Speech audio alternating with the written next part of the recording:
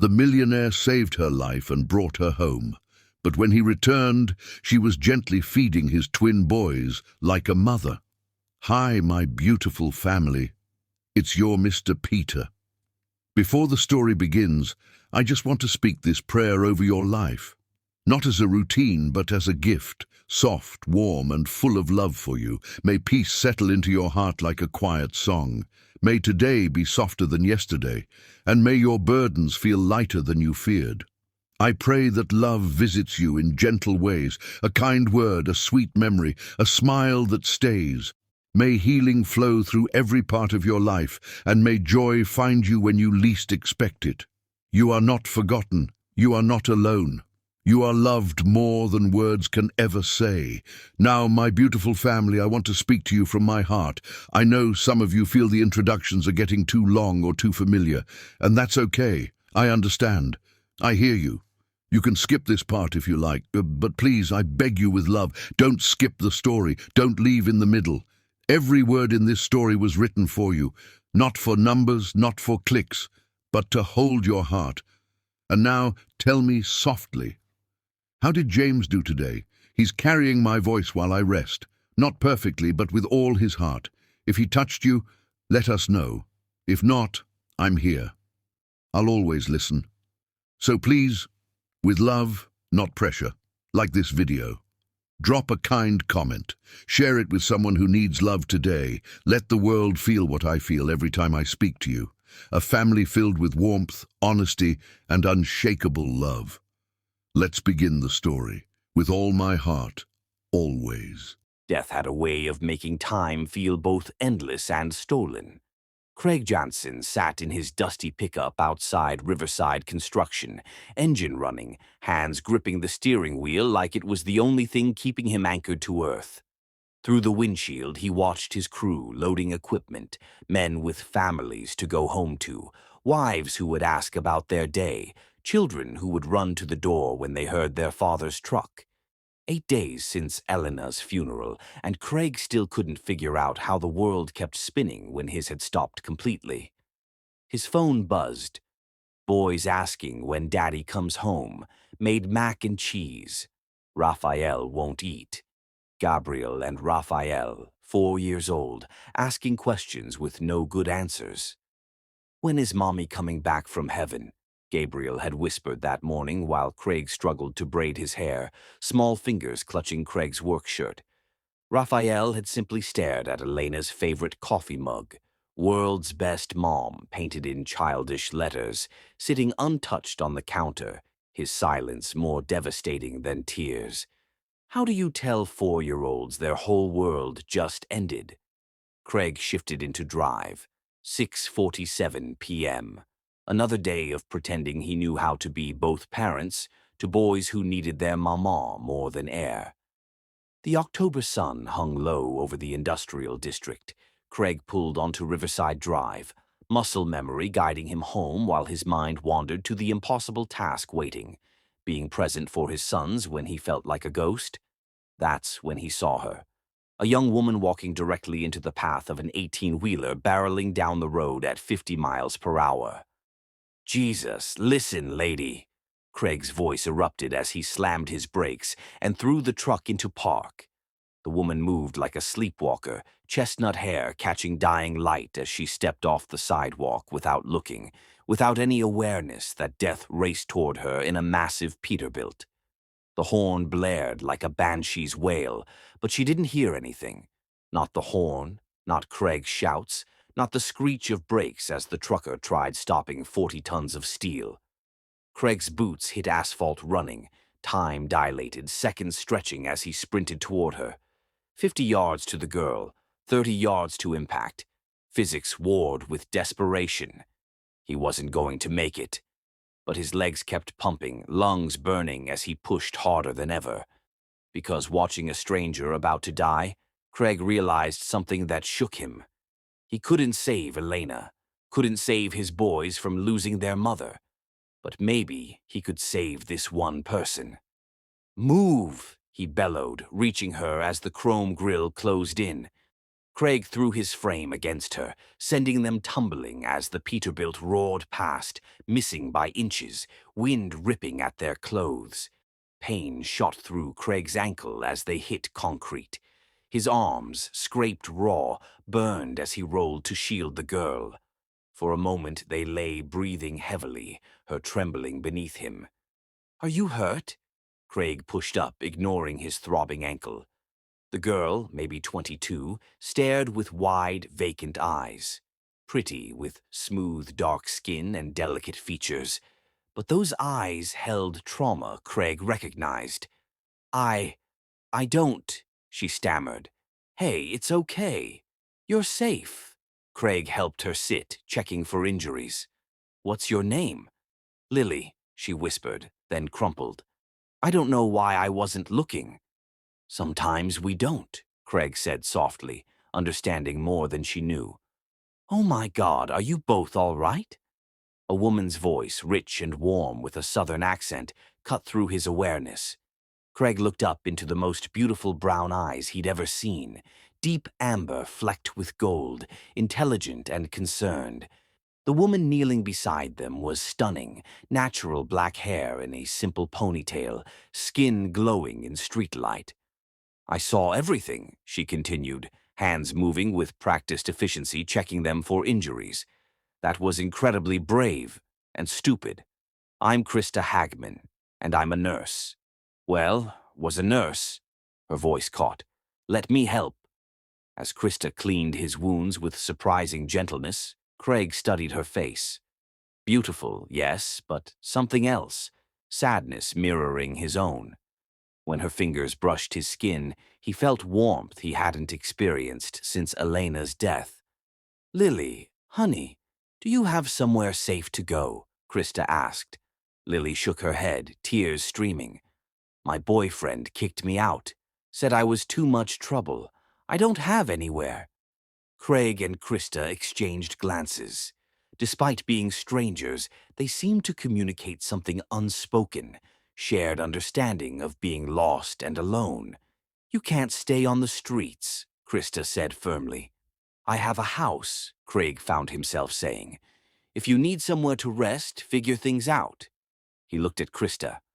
"Both of you. I have twin boys, so it's not quiet, but it's safe."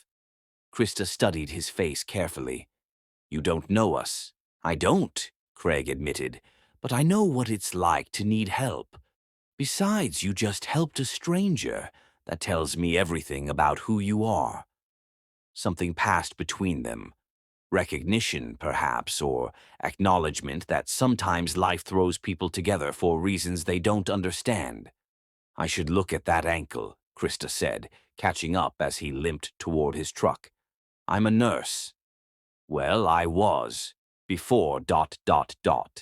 She didn't finish, but Craig heard unspoken pain. He nodded toward his truck. 10 minutes to my house."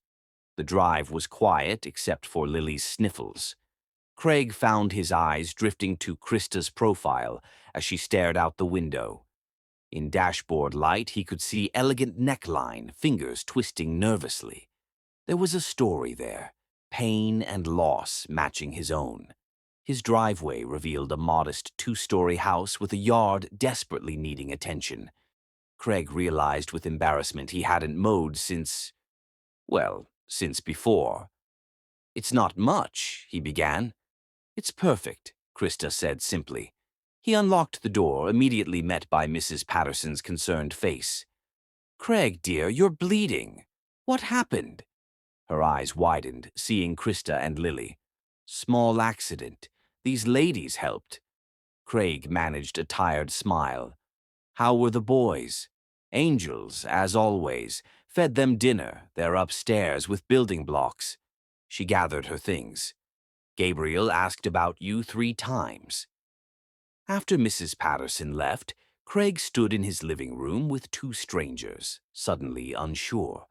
The house felt different with other adults, less like a tomb, more like a home where people lived. "The boys are probably awake," he said. "They don't sleep well since—" He stopped, realizing he was sharing something deeply personal. "Since their mother died." Krista finished gently. Craig's head snapped up. How did you— wedding ring tan line? The way you talk about them. The sadness in your eyes. Krista's voice was understanding. I recognize someone who's lost everything. Before Craig could respond, small footsteps thundered downstairs. Gabriel appeared, hair sticking up, Raphael close behind. Daddy! Gabriel launched at Craig's legs, and Craig winced as his ankle took impact. Hey, buddy! Craig lifted Gabriel, heart swelling at genuine happiness in his son's face. This is Krista and Lily. They're staying tonight. Raphael hung back, studying newcomers with serious 4-year-old eyes. Krista knelt to his level. Hi, Raphael. I like your pajamas. Are those dinosaurs? Raphael nodded shyly, then whispered, T-Rexes are my favorite. Mine too, Krista smiled, and Craig watched his reserved son's face light up. Are you hungry? Krista asked, looking toward the kitchen. I could make something. Craig started to protest. She was a guest, but his stomach growled loudly. That would be— He began, then stopped, overwhelmed by unexpected emotion. Really nice. As Krista moved toward the kitchen with natural confidence, Gabrielle still in Craig's arms and Raphael trailing the intriguing stranger, Craig felt something shift inside his chest. For the first time in 8 days, his house felt like it might become a home again. He didn't know this woman would change everything. Couldn't know she carried her own devastating loss. All he knew was that for the first time since Elena's death, he didn't feel completely alone. Sometimes that's exactly how love begins, not with passion or grand gestures, but with simple recognition that two broken hearts might be stronger beating together. Chapter 2. The Weight of Yesterday. The kitchen filled with warm aromas of homemade tomato basil soup and golden grilled cheese as Krista moved with practiced efficiency. She located ingredients pushed to forgotten depths of Craig's refrigerator, things that spoke of Elena's meal planning and family dinners that stopped happening 8 days ago. Craig sat at the oak table with Gabriel on his lap, and Raphael pressed against his side, watching this stranger breathe life back into their neglected home. Lily huddled across from him, trembling hands wrapped around chamomile tea Krista had found in dusty pantry recesses.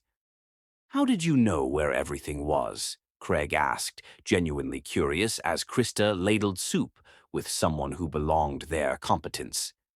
Kitchen instinct, Krista replied with a smile that didn't reach her eyes. Most families organize the same way. Spices near stove, dishes close to sink. She paused, hand stilling on the ladle. I used to cook a lot. That past tense carried weight Craig recognized, the way certain words bore the full burden of a life that used to be. This is really good, Raphael whispered, dipping his sandwich into soup. It was the most he'd spoken to anyone outside family since the funeral. My mama taught me, Krista said, settling beside him. She always said food was love you could taste. Gabriel looked up from his bowl, soup coating his upper lip. Our mama used to make us soup when we were sick, but she can't anymore because she went to heaven. The silence that followed was heavy with grief that children state so matter-of-factly, not understanding how those simple words can shatter adult hearts. Craig felt his throat close, familiar helplessness washing over him. I bet she made really good soup, Krista said gently, reaching over to wipe Gabriel's face. And I bet she loved making it for you boys. She did, Raphael nodded solemnly. She used to cut sandwiches into triangles and make faces with soup crackers. That sounds like a mama who loved you very much. Krista's voice was soft, understanding. Those are beautiful memories to keep. Craig watched, amazed, as his sons continued eating, without the usual tears accompanying any mention of their mother. Something about Krista's gentle acknowledgement of Elena's memory seemed to comfort them. After dinner, as Craig tucked the boys into their shared bedroom, Gabriel grabbed his sleeve with small, sticky fingers. Daddy, Is the nice lady staying? Just for tonight, buddy. She's helping take care of Miss Lily. I like her, Raphael added from his twin bed. She smells like cookies and doesn't look sad when we talk about Mama. Craig's heart clenched. Do other people look sad? Mrs. Patterson gets weird and changes the subject, Gabriel explained with 4-year-old bluntness. And Grandma Ruth cries every time, but Krista just listens. After reading their story, Craig returned downstairs to find Krista washing dishes while Lily curled under a throw blanket, finally peaceful enough to sleep. You don't have to do that, Craig said, moving to take the sponge. I want to, she replied, but didn't resist when he took over washing while she dried. They worked in comfortable silence, the domestic rhythm feeling both foreign and familiar. She's been through something terrible, Krista said quietly, glancing toward Lily. You both have, Craig observed, noting how Krista's hands trembled slightly, drying a plate. Krista stilled, then set the plate down carefully. What makes you say that? The way you handled everything tonight, like you understand trauma from inside. Craig rinsed the last bowl, voice gentle. The way you talked to my boys about their mother. You've lost someone, too. For a long moment, Krista didn't respond. When she finally looked at him, her brown eyes glistened with unshed tears. Is it that obvious? Only to someone who recognizes the signs. Craig dried his hands, giving her space but staying close enough that she knew he was listening. You don't have to tell me anything, but if you want to, I understand what it's like to carry something heavy. Krista sank into a kitchen chair, suddenly looking fragile. Craig poured 2 cups of coffee and sat across from her, waiting. I lost a baby, she whispered finally, voice barely audible above the refrigerator's hum. 8.5 months pregnant. My daughter, Sophia. There were complications, severe preeclampsia that came on suddenly, and I needed emergency surgery. But my husband... She stopped, pressing her lips together as if the words were acid. He wouldn't take you to the hospital, Craig guessed, cold fury building. Krista shook her head, bitter laugh escaping with no humor. Damon said he was closing a multi-million-dollar deal that couldn't wait. Had an important dinner meeting with investors that would change our future. Told me to call an ambulance or take a taxi if I was really worried. Tears spilled over, running silently as she relived the nightmare. By the time I managed to get there, I drove myself, bleeding and barely conscious. It was too late. My little girl, Sophia, she didn't make it. Jesus, Krista. Craig reached across the table, covering her trembling hand with his calloused one. I'm so sorry for your loss. It was only 6 days ago, she continued, voice breaking with fresh grief. 6 days, and he's already served me with divorce papers. Said he couldn't handle the drama and that maybe this was a sign we weren't meant to be parents together. She looked up with eyes full of devastating pain. Craig felt fury building, not just at the cruel stranger who had abandoned this incredible woman, but at the unfairness of it all. Here was someone who had just saved a stranger, who had walked into his broken home and brought comfort to his grieving children. Elena died in a car accident, he said quietly, sharing his own pain in return. Some drunk driver ran a red light. The boys were supposed to be with her, but Raphael had a stomach bug, so she left them with me. His voice caught. I've been grateful for that stomach bug every day since, and I hate myself for being grateful. Because it feels like a betrayal to feel anything but pure grief, Krista finished, understanding immediately. Exactly. Craig's thumb moved unconsciously across her knuckles. The boys keep asking when she's coming home, and I don't know how to explain that she's not. Ever. How do you tell 4-year-olds that their whole world just ended? You don't, Krista said softly. You just love them through it, one day at a time, until they start to understand that the world didn't end. It just changed. They sat in the quiet kitchen, hands connected across the table, sharing the weight of their separate tragedies. Outside, the neighborhood had settled into sleep, but neither made any move to break the moment. For the first time since their respective losses, they didn't feel completely alone with their grief. "I keep thinking I should have done something different," Craig admitted. "Left work earlier that day, gone with her to the store, something. And I keep thinking I should have left him years ago when I first saw how selfish he was," Krista replied. "But we can't change what happened. We can only decide what to do now." "What are you going to do now?" Craig asked. Krista was quiet for so long he thought she might not answer. When she finally spoke, her voice was stronger, more determined. "I'm going to make sure Damon pays for what he did. Not just to me, but to Sophia.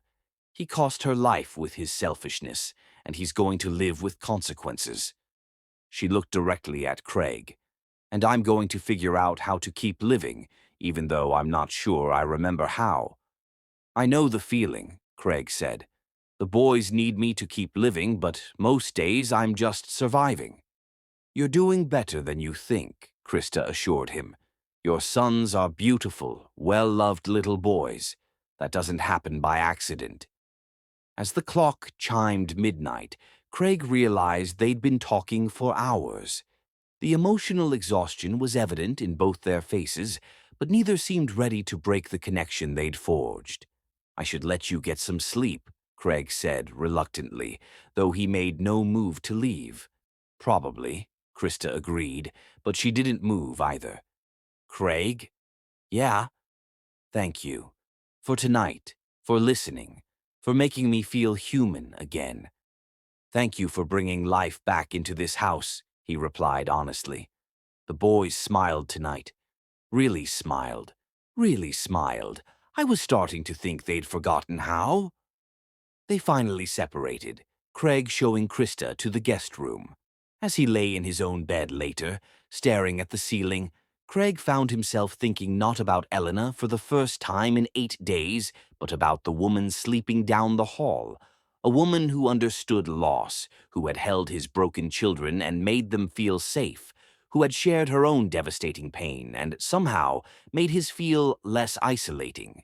He didn't know what tomorrow would bring, but for the first time since the accident, Craig fell asleep without the crushing weight of loneliness pressing against his chest. In the guest room, Krista lay awake thinking about the man who had risked his life for a stranger, who loved his children with such fierce devotion, who had listened to her story without judgment. She thought about Gabriel and Raphael, and how holding them tonight had been the first time since losing Sophia that her arms didn't feel empty. Neither knew they were both staring at the same ceiling, both wondering if perhaps, in the midst of their deepest sorrow, they had found something unexpected. Not a cure for their grief, but someone who understood its weight and might be willing to help carry it. Chapter 3. Learning to Trust Again. 3 weeks had passed since that first night, and Craig found himself checking his watch with increasing frequency as each workday wound down, counting minutes until he could drive home to warmth and laughter. Krista had helped Lily reconnect with her estranged sister in Portland, personally driving the young woman to the airport and ensuring she had both safe place to heal and financial resources to rebuild. But even after Lily's departure, Krista had continued coming to the house each afternoon, initially checking Craig's healing ankle, then helping with the boys' after-school routine, and finally because none of them could imagine their days without her presence. Now, as Craig pulled into his driveway at 5:43 p.m., he could see warm, golden glow of lights in his kitchen windows and hear melodic sound of laughter drifting from the backyard. His heart performed something suspiciously like a somersault, a sensation he hadn't experienced since teenage years with Elena. For the first time in 29 days, coming home felt like coming home instead of returning to the scene of his greatest loss. He found Gabriel and Raphael in the backyard with Krista, all three covered in dirt and grinning like conspirators. They'd been working on a small garden in the corner of the yard, and today had been planting day. Daddy, look! Gabriel scrambled to his feet, small hands black with soil. We planted flowers for Mama. Krista said they'll grow into something beautiful. Craig's throat tightened as he took in neat rows of seedlings and the small decorative stone they'd placed at center with Elena's garden painted in Raphael's careful 4-year-old lettering. It's perfect, buddy, Craig managed, kneeling to examine their work. He looked up at Krista, who was wiping her hands on an old towel, cheeks flushed from afternoon sun. This was your idea. The boys mentioned wanting to do something special for their mama, Krista said softly. I thought a memorial garden might be nice. Somewhere they could come and talk to her or just remember. The thoughtfulness of it, the way she'd honored Elena's memory instead of trying to erase it, hit Craig powerfully. Most people either avoided mentioning Elena entirely or spoke about her with such pitying sadness that it made the boys uncomfortable. But Krista had found a way to celebrate Elena's life while creating something new and beautiful. Can we show her the seeds we planted? Raphael asked, tugging on Craig's work shirt. For the next half hour, Craig listened as his sons excitedly described every plant they'd chosen and why. Sunflowers because Mama had loved them. Roses because they smelled pretty. Herbs because Mama had liked to cook. Watching them talk about their mother without tears, seeing them find joy in honoring her memory, Craig felt something shift inside his chest. Bath time, guys, Krista announced as the sun began to set. You're both absolutely filthy. Will you read us a story after? Gabriel asked hopefully. If your dad doesn't mind. Krista looked to Craig for permission and he nodded, not trusting his voice. As Krista herded the boys inside, Craig remained in the garden, studying the small plants that would grow into something beautiful. Elena would have loved this, he realized. She would have loved Krista's gentle way with the boys, her instinct to create rather than simply endure. By the time he made it inside, he could hear splashing and giggling from the upstairs bathroom. Craig stood at the bottom of the stairs, listening to Krista's patient voice as she helped the boys wash their hair, answering their endless questions about everything from why soap made bubbles to whether worms had feelings. Daddy, Raphael called down the stairs. Come see. Krista made my hair into a mohawk. Craig climbed the stairs to find both boys sporting elaborate soap mohawks, giggling as Krista pretended to be impressed by their fierce looks. The bathroom was completely soaked, towels everywhere, and Krista's shirt was damp from enthusiastic splashing. She looked absolutely beautiful. Sorry about the mess, she said, catching his expression. They got a little enthusiastic. Don't apologize, Craig said, leaning against the doorframe. I haven't heard them laugh like this since. He didn't finish the sentence, but Krista understood. After the boys were clean, dry, and in their pajamas, they all settled into the living room for story time. Gabriel claimed Krista's lap while Raphael curled up against Craig's side, and Krista read them a story about brave little bears who went on adventures. Her voice was warm and animated, bringing each character to life in a way that held both boys completely captivated. One more, Gabriel pleaded when she finished. One more, Krista agreed, reaching for another book. But instead of reading, she set it aside and smiled. How about I tell you a story instead? About two little boys who were so brave and so kind that they could make flowers grow just by believing in them. Craig watched, mesmerized, as Krista wove an impromptu tale about Gabriel and Raphael's magical garden powers, incorporating their actual day into a fantastical adventure. The boys hung on every word, their eyes wide with wonder. When Raphael's eyelids began to droop, Krista's voice grew softer, gentler, until both boys were fighting sleep. Will you help us with the garden tomorrow? Raphael mumbled sleepily. If your daddy says it's okay, Krista replied, stroking his hair. Please, Daddy, Gabriel added, though his eyes were already closed. We'll see, Craig said, but he was already planning to leave work early. After carrying the boys to their beds and tucking them in, Craig returned downstairs to find Krista cleaning up the living room. "You don't have to do that," Craig said, the same words he'd spoken every evening for 3 weeks. "I know," Krista replied with a small smile, "but I want to." They moved to the kitchen, falling into their established routine of making coffee and talking while the house settled into evening quiet. It had become Craig's favorite part of the day, these conversations that ranged from light and easy to deep and meaningful, always leaving him feeling less alone in the world. "Thank you," Craig said as they sat across from each other at the kitchen table, "for the garden, for the way you are with them. They're healing because of you." "They're healing because they're loved," Krista corrected. "You're a wonderful father, Craig. Don't doubt that." "Some days I feel like I'm drowning," he admitted, "like I'm failing them every day." "Do you know what Gabriel told me today while we were planting?" Krista asked. "He said you cry sometimes at night, but you try to be quiet so you don't make them sad. And Raphael said you always make sure they eat breakfast, even when you forget to eat yourself." She reached across the table and touched his hand. "They see how much you love them, even when you're struggling." Craig stared down at their joined hands, surprised by how natural the contact felt. "You're good with them. Better than I am some days?" "Different," Krista said. "Not better. You're their father, their security, their world. I'm just someone who cares about them. About all of you." The weight of those last words hung in the air between them. Craig looked up to find Krista watching him with an expression he couldn't quite read, soft, tender, but also uncertain.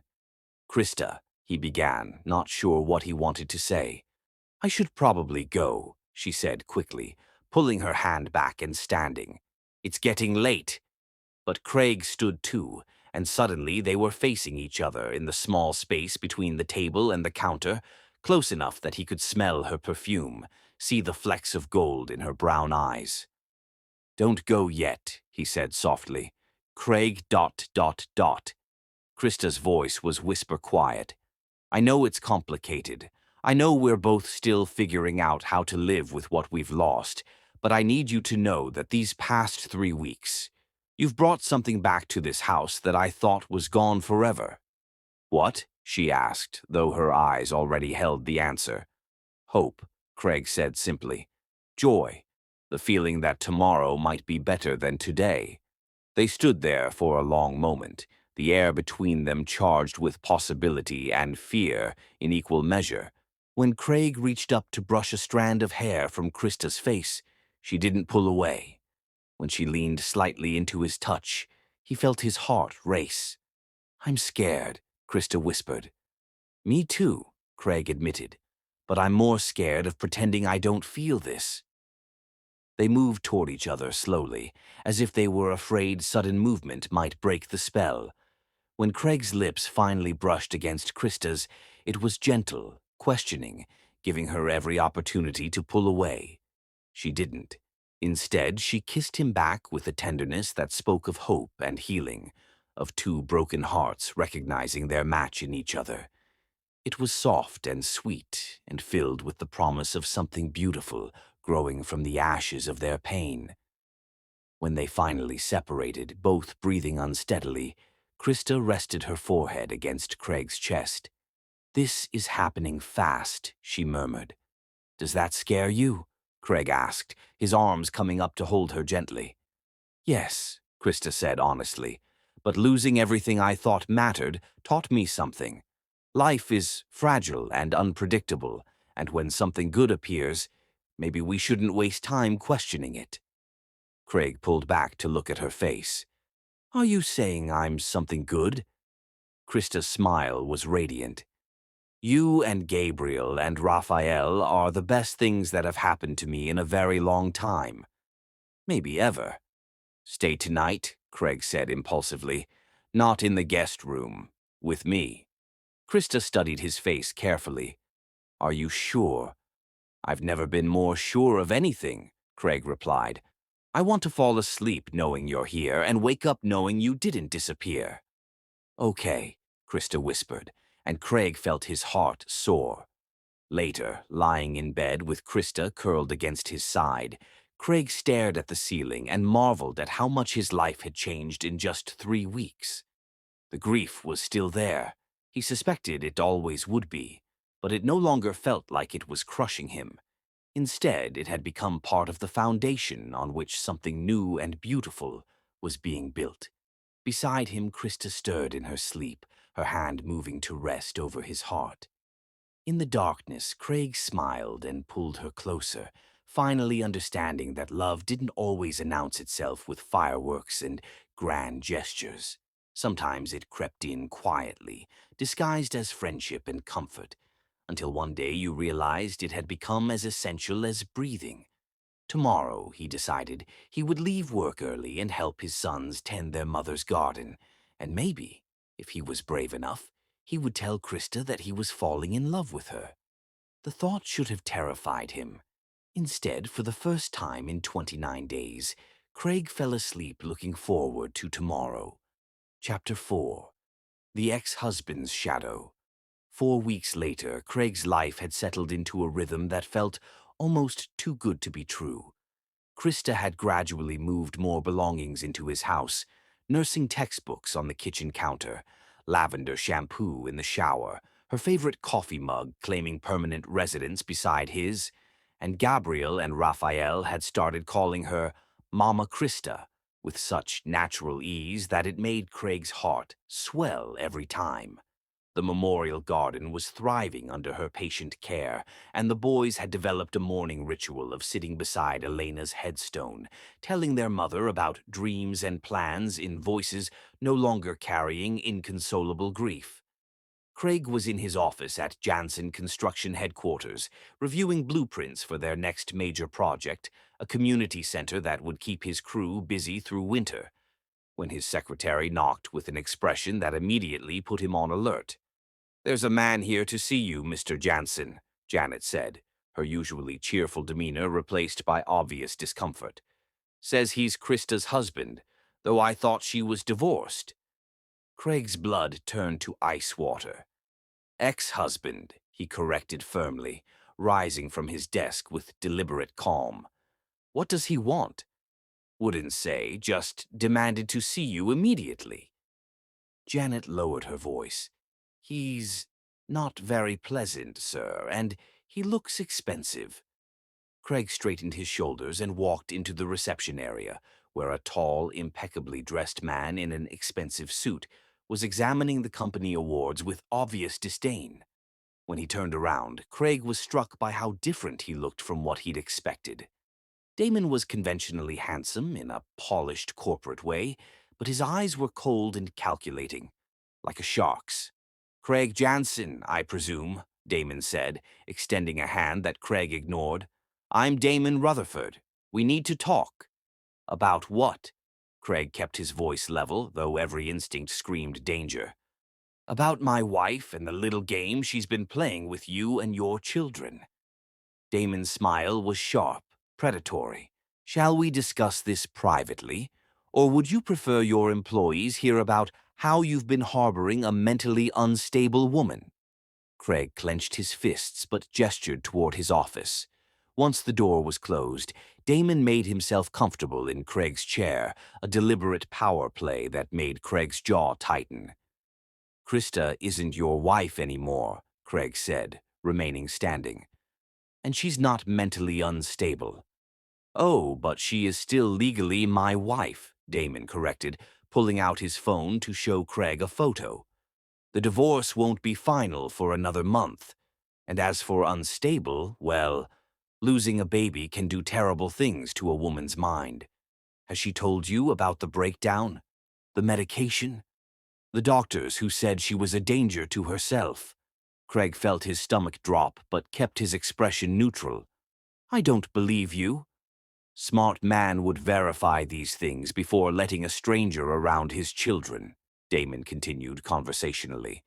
"But then again, maybe you're just desperate and lonely enough to accept any woman who shows your boys a little attention." Get out, Craig said quietly, his voice deadly calm. I'm not here to cause trouble. Damon held up his hands in mock surrender. In fact, I'm here to solve your problem. You see, Krista inherited a considerable sum from her grandmother last week, close to $2 million. Suddenly, her little mental health crisis seems much more manageable. The pieces clicked into place for Craig with sickening clarity.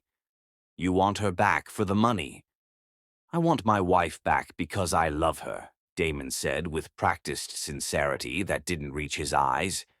The money is just a bonus, and I'm prepared to be very generous with you for taking care of her during her difficult period. She's not going anywhere with you, Craig said firmly. Damon's mask slipped for just a moment, revealing something cruel underneath. I think you underestimate my influence in this town.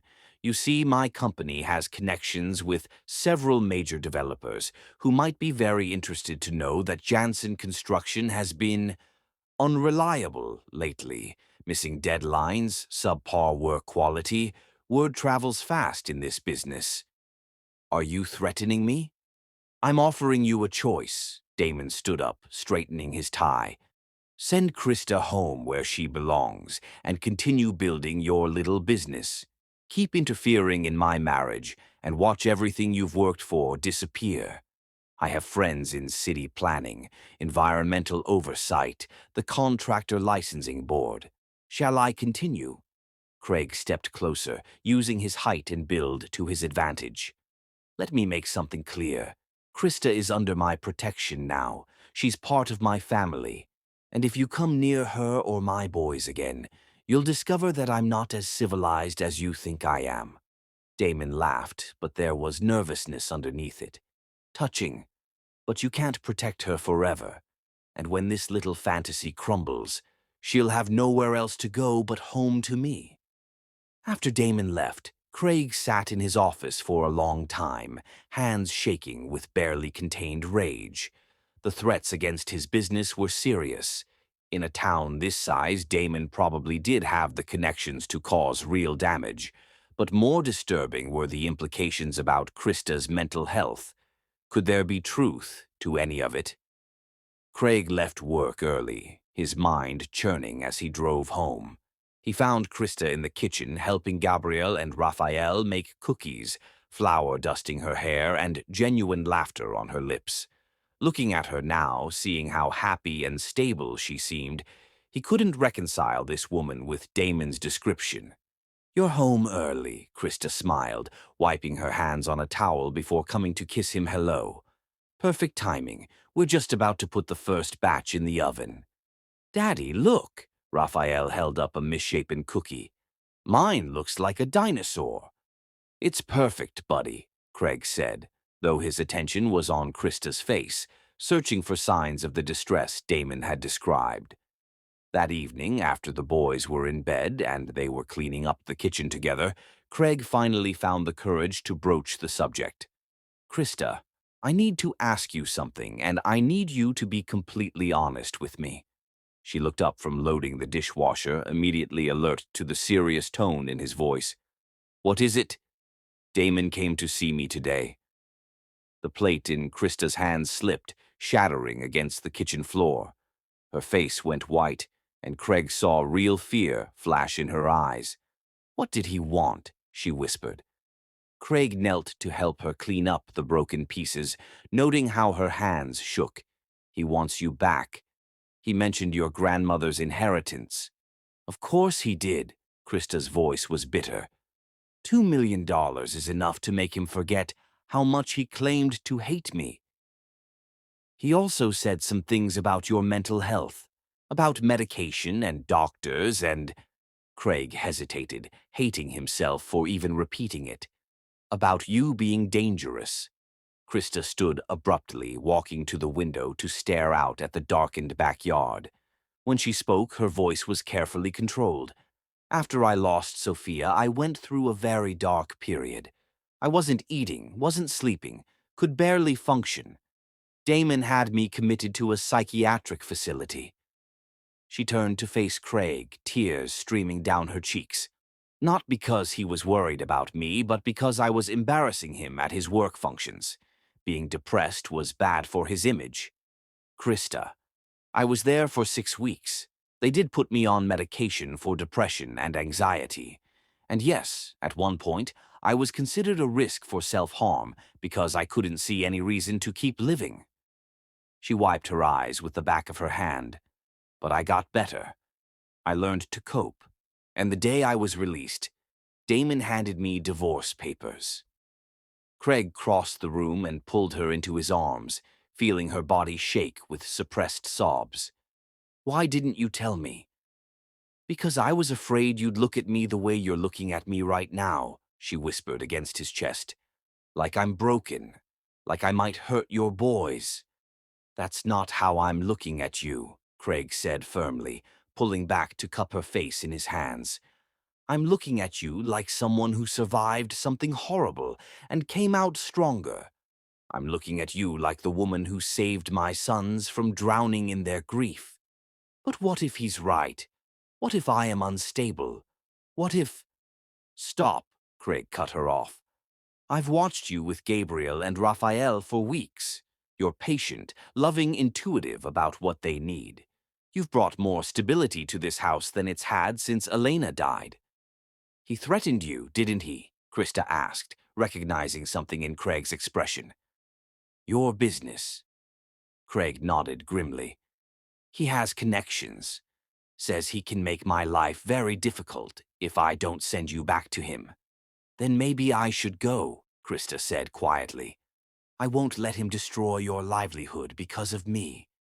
Like hell, Craig's voice was fierce. I told him you're under my protection now, and I meant it. Let him try to come after me. I've dealt with worse than some entitled corporate shark. Before Krista could respond, they heard the front door slam open with such force that it rattled the windows. Heavy footsteps stomped through the house, and Damon's voice called out with false cheerfulness. Honey, I'm home. Craig and Krista rushed to the living room to find Damon standing there, clearly drunk, his expensive suit wrinkled and his hair disheveled. Behind him stood 2 large men who were obviously not social visitors. Damon, get out, Krista said, her voice surprisingly steady despite the fear in her eyes. You have no right to be here. I have every right, Damon slurred. You're still my wife, and it's time to come home. We have some talking to do about that inheritance. She's not going anywhere with you, Craig stepped in front of Krista protectively. Oh, the boyfriend wants to play hero, Damon laughed nastily. Boys, why don't you help Mr. Jansen understand the situation? The 2 men moved forward, but Craig had spent his entire adult life doing physical labor. When the first man grabbed his arm, Craig's fist connected with his solar plexus, dropping him to his knees. The second man hesitated just long enough for Craig to land an uppercut that sent him staggering backward. Daddy? Gabriel's small voice came from the top of the stairs, and everyone froze. Both boys stood there in their pajamas, eyes wide with terror at the chaos in their living room. Raphael was crying, and Gabriel clutched his brother's hand tightly. It's okay, boys, Krista said immediately, starting toward the stairs, but Damon grabbed her wrist, yanking her back so hard she cried out. You're coming with me, and we're going to sort this mess out once and for all, Damon snarled. The sound of Krista's pain and the sight of his boy's terror sent Craig into a rage he'd never experienced before. He grabbed Damon by the throat and slammed him against the wall with enough force to rattle the picture frames. Take your hands off her, Craig's voice was deadly quiet. Now. You can't protect her forever, Damon gasped, but he released Krista's wrist. Watch me, Craig said, then looked at the 2 hired muscle who were struggling to their feet. Get him out of my house, and if any of you come back, I'll do more than just bruise your ribs. As the men dragged a still protesting Damon toward the door, he called back over his shoulder. This isn't over, Krista. You belong to me, and I always get what's mine. After they left, Craig immediately went to comfort the terrified boys, while Krista locked the door and checked all the windows. When Gabriel and Raphael were finally calm enough to go back to bed, Craig and Krista sat on the living room couch, both shaking from adrenaline and emotion. "I'm so sorry," Krista whispered. "He could have hurt you, or the boys could have been—" "Hey," Craig interrupted, pulling her close. "None of this is your fault. He's the one who chose to break into my house and threaten my family." "Your family," Krista repeated softly. "Yes," Craig said firmly. "You're part of this family now, which means we protect each other. All of us." Krista looked up at him with eyes full of love and gratitude. "I love you, Craig.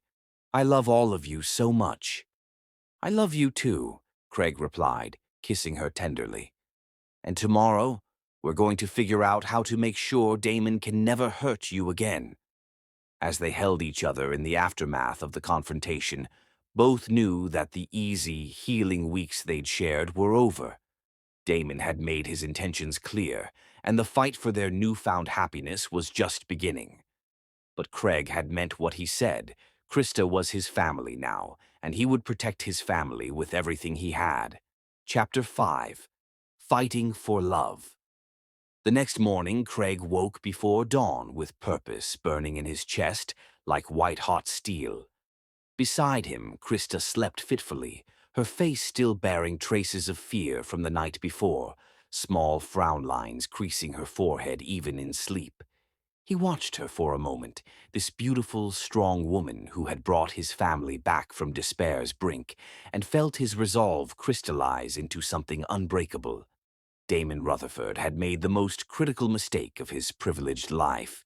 He'd threatened Craig's family, terrorized innocent children, and put his hands on the woman Craig loved. Now, Craig was going to show him exactly what happened to people who made those kinds of errors. After ensuring Gabrielle and Raphael were still sleeping peacefully, both boys had climbed into bed with them around midnight, needing security after yesterday's trauma. Craig quietly dressed in his most professional work clothes and left for downtown. He'd spent sleepless hours researching Damon's business address, memorizing the Rutherford Financial Services building layout, and planning his approach with methodical precision. The building's security was minimal at 6 a.m., and Craig's work clothes and confident stride got him past the sleepy guard without question. He took the elevator to the 15th floor and found Damon's corner office, where the man himself was already at his desk, probably planning his next move against Krista. Craig didn't bother knocking. He walked straight into the office and closed the door behind him with a quiet click that made Damon's head snap up from his computer. "Security!" Damon reached for his phone, but Craig was faster, slamming his hand down on the receiver. "They can't hear you," Craig said calmly. "And even if they could, do you really want them to know why I'm here?" Damon leaned back in his expensive leather chair, trying to project confidence despite obvious fear in his eyes. "If you think you can intimidate me—" "I'm not here to intimidate you," Craig interrupted, settling into the chair across from Damon's desk with deliberate calm. "I'm here to explain the new rules." "Rules? You're going to stay away from Krista.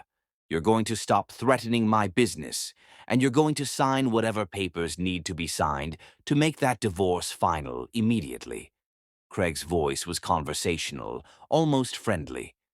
"In return, I won't destroy you." Damon laughed nervously. "You? Destroy me? I hate to break it to you, but I have resources you can't even imagine. Connections that—" "Reach into city planning and environmental oversight," Craig finished. "Yes, you mentioned that yesterday. But here's what you don't know about me, Damon. I've been in construction for 15 years. I know where every body is buried in this town, literally and figuratively." Craig pulled out his phone and showed Damon a series of photographs. "That's your company's latest residential development, the one where you cut corners on foundation work to save money. And that's the environmental impact report you falsified to get approval for the shopping center project. And this," Craig scrolled to another image, is documentation of the bribes you paid to get the city contract for the new municipal building. The color drained from Damon's face as he stared at the evidence. How did you? I have friends too, Craig said simply. The difference is mine actually care about right and wrong. They don't appreciate men who abandon their wives during medical emergencies or who threaten people's children. You can't prove any of that, Damon blustered, but his hands were shaking. Actually, I can. My friend Tommy works for the state inspector's office. He's been building a case against your company for months. All I have to do is give him the green light, and you'll be facing criminal charges for fraud, bribery, and endangering public safety. Craig leaned forward. Your clients will flee, your investors will disappear, and you'll be lucky if you avoid prison time. Damon stared at him for a long moment. Then his expression shifted to something uglier. You think you've won. You think this is over. I think you're going to be smart and walk away, Craig replied, because the alternative is losing everything you've worked for. Your choice. Krista will never be truly happy with you, Damon said, his voice vicious. She's broken, damaged goods. And when she has another breakdown, when she becomes more trouble than she's worth, you'll understand why I left her. Craig stood up slowly, his restraint finally snapping. In one swift motion, he grabbed Damon by his expensive tie and hauled him halfway across the desk. Listen to me very carefully. Craig's voice was deadly quiet. If I ever hear you call her damaged again, if you so much as speak her name in public, I will personally make sure your life becomes a living hell. Are we clear? Damon nodded frantically, and Craig released him, straightening his own shirt as if nothing had happened. The divorce papers will be signed by the end of the week, Craig said, walking toward the door. And Damon, if you ever come near my family again, I'll do worse than ruin your business. I'll ruin you. Craig left the building feeling lighter than he had in weeks. He stopped by his office to make some phone calls, setting certain protective measures in motion, then headed home to find Krista making breakfast for Gabriel and Raphael. You left early, she said, studying his face with concern. Where did you go? Had some business to take care of, Craig replied, kissing her cheek and ruffling the boy's hair. How are my guys this morning? We made pancakes, Gabriel announced proudly. Mama Krista let us help flip them. The casual way Gabriel called her Mama made Craig's heart swell. It had been happening more frequently, and each time Krista's face lit up with beautiful joy. They're delicious, Craig said, taking a bite of the perfectly golden pancakes. Best chefs in the city right here. After breakfast, while the boys played in the backyard, Craig told Krista about his confrontation with Damon. He watched her face carefully, expecting fear or worry, but instead saw something that looked like fierce pride. You went after him, she said softly. For me. For us, Craig corrected. For our family. Krista stood and began pacing the kitchen, her mind clearly working. He won't give up easily. Damon doesn't like to lose, and he certainly doesn't like to be outsmarted. What are you thinking? Krista turned to face him, and Craig saw new determination in her eyes. I'm thinking it's time I stopped being afraid and started fighting back. Really fighting back. What do you mean? I mean, Damon made one crucial mistake when he abandoned me at the hospital, Krista said, her voice growing stronger. He assumed I was too weak, too broken to ever be a threat to him. But losing everything taught me something important. When you have nothing left to lose, you become very dangerous. Over the next several days, Craig watched in amazement as Krista transformed from a woman haunted by her past into a strategic force of nature. She spent hours on her laptop, making phone calls, gathering information. She was methodical, thorough, and absolutely relentless. I've been tracking Damon's business practices for years, she explained one evening as they sat in Craig's home office, surrounded by printouts and legal documents. At first, it was just hurt and anger, but now I realize I've been building a case without even knowing it. What kind of case? Fraud, tax evasion, bribery, environmental violations.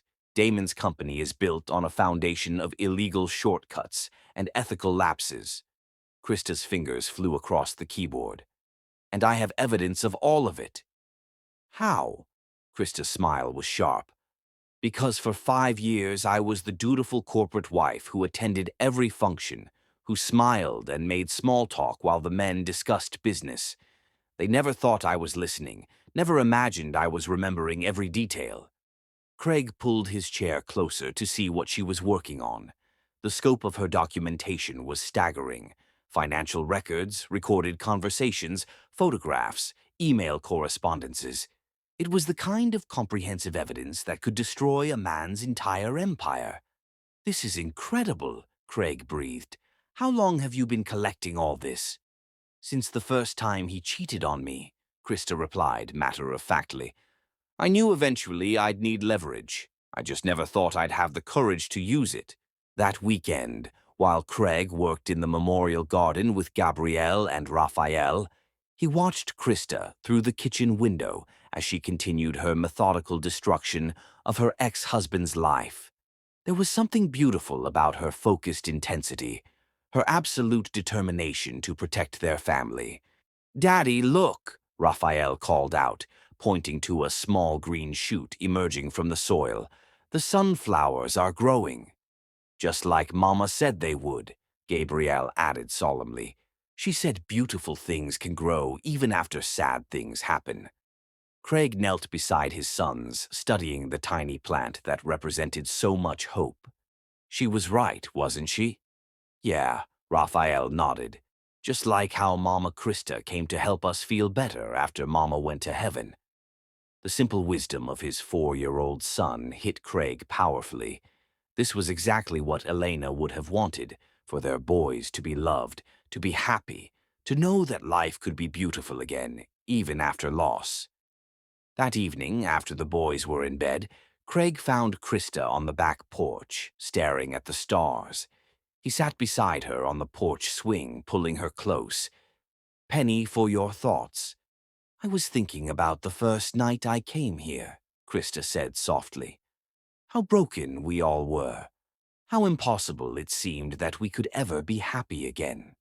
And now I look at Gabriel and Raphael, and I see boys who laugh every day. I see a man who's learned to love again despite his grief. And I see myself fighting for something beautiful instead of just surviving." She turned to look at him. "We're not the same people we were 6 weeks ago." "No, we're not," Craig agreed. "We're stronger. We're a family." "A family worth fighting for," Krista added, and Craig heard the steel beneath her gentle words. "Damon has no idea what he's up against, does he?" Krista's smile was radiant and dangerous in equal measure. Not even close. As they sat together in the gathering darkness, Craig felt deep satisfaction. Tomorrow, Krista would begin systematically dismantling Damon's empire.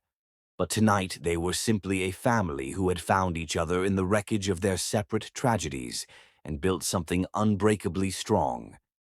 Inside the house, Gabriel and Raphael slept peacefully, secure in the knowledge that they were loved and protected. In the backyard, Elena's memorial garden grew steadily toward the light, a testament to the truth that beautiful things could indeed bloom from the deepest sorrow. And on the porch swing, 2 people who had thought love was lost to them forever planned their future, with the quiet confidence of those who had already survived the worst life could offer, and discovered they were stronger than they'd ever imagined. Chapter 6: Becoming a Family.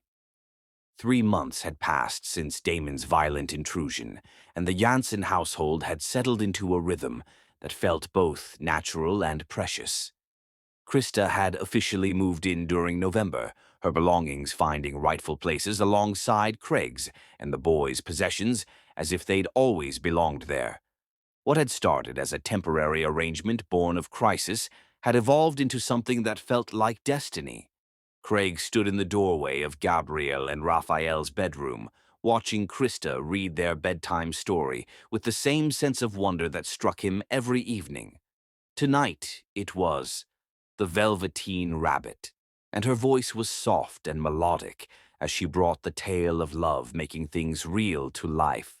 Gabriel was curled against her left side, while Raphael had claimed her lap, both boys treating her presence as naturally as gravity. "Does being loved really make you real?" Raphael asked when she finished, his small hand playing with Krista's shirt hem. "I think so," Krista replied thoughtfully. "When someone loves you completely, you become the best version of yourself. You become real in a way you never were before. Like how Daddy became happier when you came to live with us," Gabriel observed with 4-year-old directness. Craig felt his throat tighten at his son's words. The boy wasn't wrong. Craig had become more himself since Krista entered their lives, more present, more hopeful, more alive. "Like that," Krista agreed, kissing Gabriel's head. "And like how you boys made me feel like I could be a mama again, even after I thought that dream was over forever." "You're the best mama," Raphael declared sleepily, "even better than the mamas in the stories."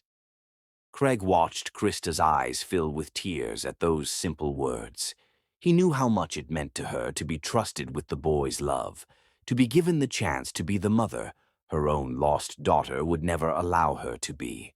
After tucking the boys in, Craig and Krista made their way to the living room. It was their favorite time, the house quiet, the boys settled, and the evening stretching out before them like a gift. "I have something for you," Craig said, pulling a small velvet box from his pocket.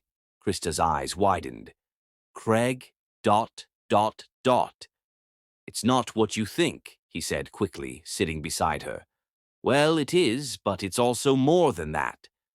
He opened the box to reveal a stunning vintage engagement ring, a princess-cut diamond surrounded by smaller stones in delicate white gold. But nestled beside it was a smaller ring, clearly designed for a child. "The big one is for you, if you'll have it," Craig said, his voice soft with emotion. "But this little one is from Gabriel and Raphael. They helped me pick it out, and they wanted to give you something that showed you're their mama now, officially." Krista's hands trembled as she looked at the rings. "Craig, I know we haven't known each other long," Craig continued. "I know this is fast and complicated, and maybe not what either of us planned. But I also know that I love you more than I thought it was possible to love someone. I know that you've brought light back into this house, that you've given my boys a mother who loves them completely, and that you've made me remember what it feels like to be truly happy." He got down on one knee in front of the couch, taking her hands in his. "Krista Hagman, will you marry me? Will you officially become part of this family that already can't imagine life without you?" Tears streamed down Krista's face as she nodded. "Yes," she whispered. "Yes, of course, yes." Craig slipped the engagement ring onto her finger, marveling at how perfectly it fit. Then he placed the smaller ring on her right hand. "This one is from the boys," he explained. "They said they wanted you to have something that reminded you that you're their mama forever, no matter what." Before Krista could respond, they heard small footsteps on the stairs. Gabrielle and Raphael appeared in their pajamas, grinning with excitement that suggested they'd been listening. "Did she say yes?" Gabriel asked, bouncing on his toes. "I said yes," Krista confirmed, holding out her hands to show both rings. The boys launched themselves at her, and Craig found himself in the middle of a group hug that felt like the culmination of everything they'd built together.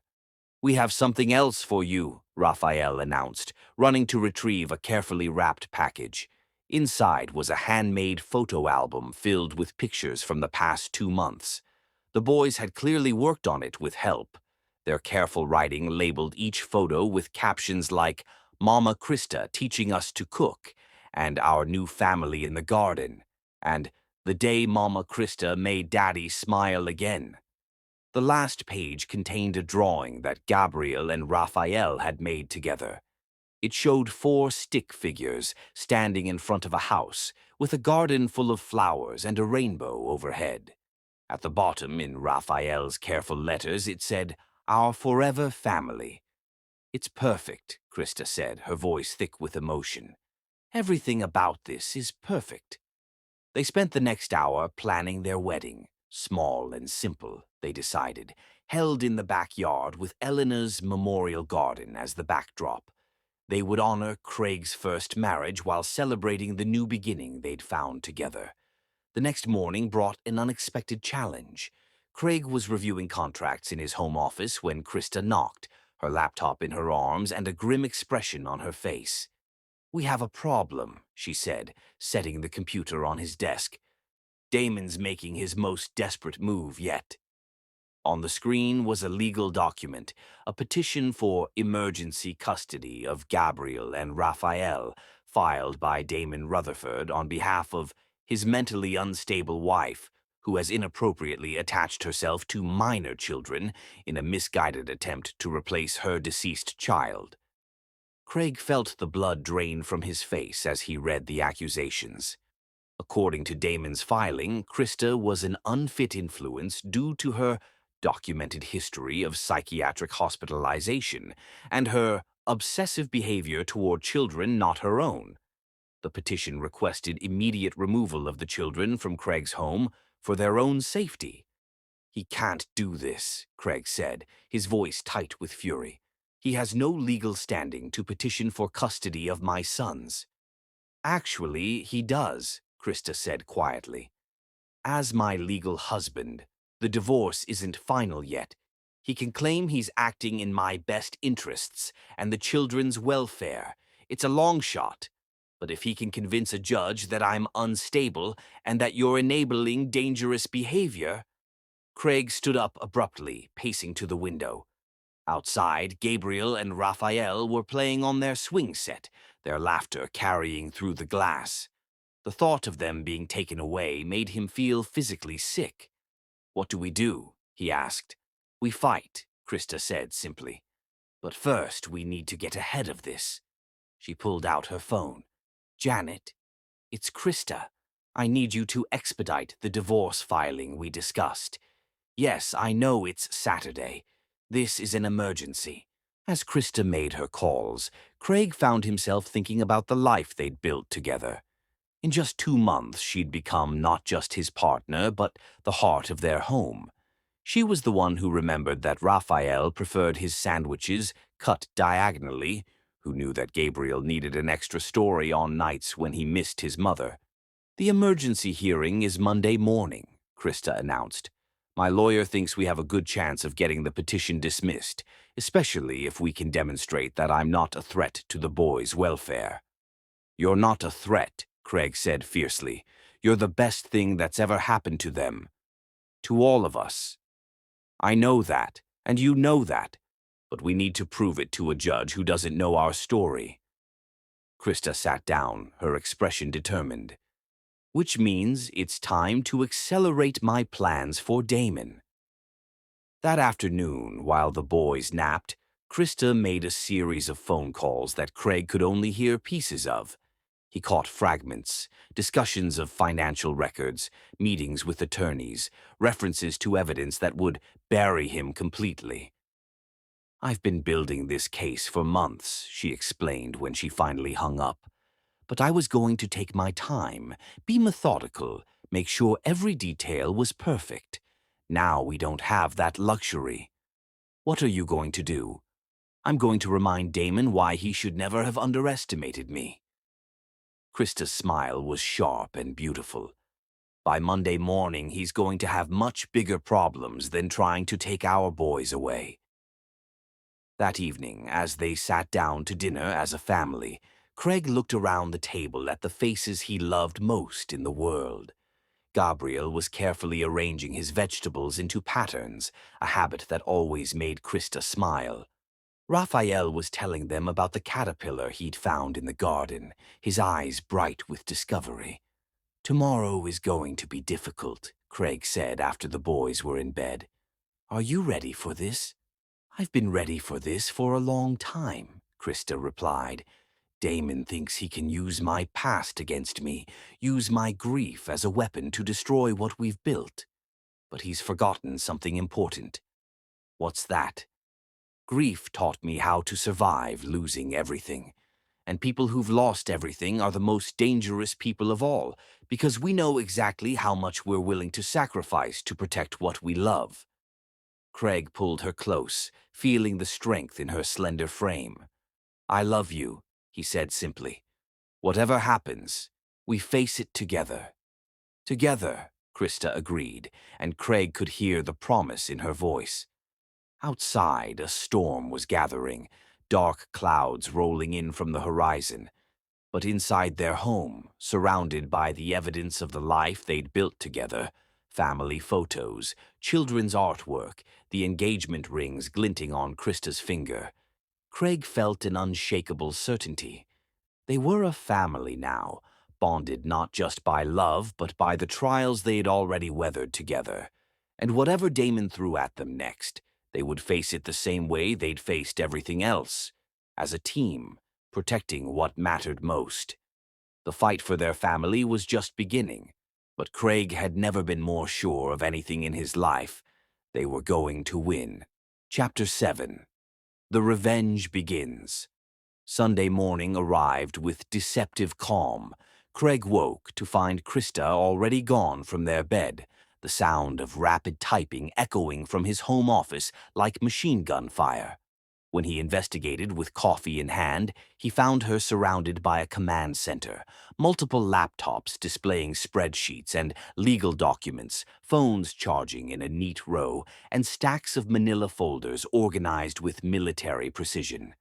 "How long have you been awake?" he asked, settling the coffee beside her elbow. "Since 3:17 a.m., Krista replied without looking up, her fingers flying across the keyboard with surgical precision. "Couldn't sleep, so I decided to put the insomnia to productive use." She gestured to the organized chaos surrounding her. "In 22 hours, Damon is going to wake up in a world where his name is synonymous with corruption, fraud, and federal investigation." Craig sat down in the chair beside her desk, studying the intensity in her face. This was a side of Krista he'd only glimpsed before. The strategic mind hidden beneath the gentle exterior, the steel that grief and betrayal had forged into something unbreakable. "Tell me what you're planning," he said. Krista finally looked at him, her brown eyes bright with dangerous satisfaction.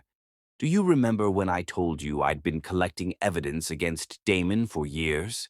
Well, I wasn't just gathering random information. I was building a comprehensive case against every illegal, unethical, and fraudulent thing he's ever done." She turned one of the laptops toward him, showing a spreadsheet containing hundreds of entries. Financial fraud, tax evasion, bribery, environmental violations, sexual harassment, illegal campaign contributions, money laundering. The list goes on, and I have documentation for all of it. Craig whistled low. "How did you manage to get all this?" 5 years of marriage to a man who thought I was too stupid to understand business," Krista said with bitter satisfaction. "He used to bring work home, leave his laptop open, take calls in front of me like I was furniture. I started taking pictures, recording conversations, copying files. At first, it was just self-preservation. I knew eventually I'd need leverage. But after he abandoned me at the hospital," her voice hardened, "it became about justice. And you're going to release all of this?" "Not release," Krista corrected. "Deploy. Strategically, systematically, and with maximum impact." She pointed to a timeline she'd created. At 9 a.m., the financial records go to the IRS and the State Tax Commission. At 10 a.m., the environmental violations go to the EPA and local authorities. At 11 a.m., The evidence of bribery goes to the FBI's white-collar crime division. Craig felt a chill of anticipation. And then his business partners start getting anonymous packages containing proof of his illegal activities. His clients receive evidence that their projects were built with substandard materials. His investors learn that their money has been systematically embezzled. Krista's smile was sharp and beautiful. By noon tomorrow, Damon's entire empire will be under investigation by half a dozen different agencies. This isn't just revenge, this is total annihilation. Yes, it is, she said calmly, because he didn't just hurt me, Craig. His illegal construction practices have put people's lives at risk. His environmental violations have poisoned groundwater. His financial fraud has stolen money from pension funds and charities. He's a predator who's been hiding behind expensive suits and political connections, and it's time someone held him accountable. Craig reached over and took her hand, feeling the slight tremor that betrayed her emotions beneath the controlled exterior. Are you sure you're ready for this? Once you do this, there's no going back. There was no going back the moment he tried to take Gabriel and Raphael away from us, Krista replied fiercely. He wants to use the legal system to destroy our family? Fine, but he's about to learn that two can play that game, and I'm much better at it than he is. They were interrupted by small footsteps on the stairs, and moments later Gabriel and Raphael appeared in the doorway, still in their pajamas and looking concerned. "Mama Krista, why are you awake so early?" Raphael asked, climbing into her lap with the easy affection that still made Craig's heart swell. "I had some important work to finish, baby," Krista said, immediately shifting from strategic warrior to loving mother. "But I'm done now. Should we make pancakes for breakfast?" "With chocolate chips?" Gabriel asked hopefully. "Is there any other kind?" Krista laughed, closing her laptops and giving the boys her full attention. As they moved to the kitchen, Craig marveled at how seamlessly Krista could transition between these different aspects of herself.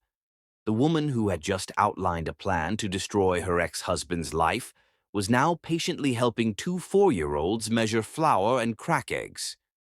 "Daddy, are you and Mama Krista really getting married?" Raphael asked as they sat down to breakfast. "We really are," Craig confirmed. "How do you feel about that?" "Happy," Gabriel said immediately. "Now she can't go away, right?" Craig felt his chest tighten at the underlying fear in his son's question. "That's right, buddy.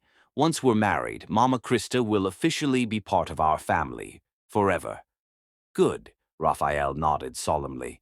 "Because we need her." "Yes, we do," Craig agreed, catching Krista's eye across the table and seeing the love and determination there. After breakfast, while the boys played in the backyard, Craig and Krista returned to the office to finalize her plans. Craig watched in fascination as she made call after call, her voice professional and calm as she spoke with attorneys, government officials, and journalists. "The beauty of this approach," she explained between calls, "is that everything I'm doing is completely legal and ethical. I'm simply providing evidence of crimes to the appropriate authorities. Damon can't claim harassment or revenge. I'm just being a concerned citizen." "A concerned citizen with a very comprehensive filing system," Craig observed. "The best kind," Krista smiled. "And the timing is crucial. By the time he realizes what's happening, the wheels will already be in motion. Multiple investigations, media attention, business relationships collapsing. He'll be fighting fires on a dozen different fronts." At sunset, they took the boys to Elena's memorial garden. The sunflowers had grown tall and bright, their faces turned toward the dying light. Gabrielle and Raphael had developed a ritual of telling their mother about their day, and Craig listened as they excitedly shared news about the upcoming wedding. "And Mama Krista is going to wear a pretty dress," Gabriel told Elena's memorial stone. "And we get to carry the rings and throw flowers." She makes Daddy smile all the time now, Raphael added. I think you would like her, Mama. She takes really good care of us. Craig felt tears prick his eyes at his son's simple words. Elena would have liked Krista, he realized. She would have been grateful that someone was loving her boys with such devotion, that someone had brought joy back into their home. I think your first mama would be very happy that you have a second mama who loves you so much, Krista said gently, kneeling beside the boys in the garden. And I promise to take care of you the way she would have wanted. That night, after the boys were asleep, Craig and Krista sat on their back porch, holding hands and watching the stars. Tomorrow would bring the custody hearing and the beginning of Krista's systematic destruction of Damon's empire. But tonight they were simply two people who had found love in the aftermath of loss, preparing to fight for the family they'd built together. Are you nervous about tomorrow? Craig asked. About the hearing? A little, Krista admitted, but not about the rest of it. I've been planning this for too long to be nervous now. What if he tries to retaliate? With what? Krista's laugh was confident. By the time I'm done, he'll be lucky if he's not in federal prison. Besides, he made one critical mistake when he filed that custody petition. What's that? He gave me the perfect motivation to stop holding back. Krista turned to look at Craig, her face serious in the starlight. I could have taken my time, been subtle, let him destroy himself gradually. But the moment he threatened our boys, he escalated this into total war, and he has no idea how well armed I am. Craig lifted their joined hands and kissed her knuckles, tasting the engagement ring he'd placed there. I love you, he said simply. Your strength, your intelligence, your fierce protection of our family. I love all of it. I love you too, Krista replied, and tomorrow I'm going to prove exactly how much. As they sat together in the peaceful darkness, Craig felt a deep sense of satisfaction. Damon had expected to find a broken woman, easy to manipulate and intimidate. Instead, he'd walked into a trap that had been years in the making, set by someone who had learned to turn pain into power and grief into unshakable resolve. The revenge was about to begin, and Craig had no doubt about the outcome. Krista had spent too long planning, gathered too much evidence, and had too much to protect to fail now. By this time tomorrow, the man who had tried to destroy their family would discover what happened when you underestimated a woman with nothing left to lose and everything worth fighting for.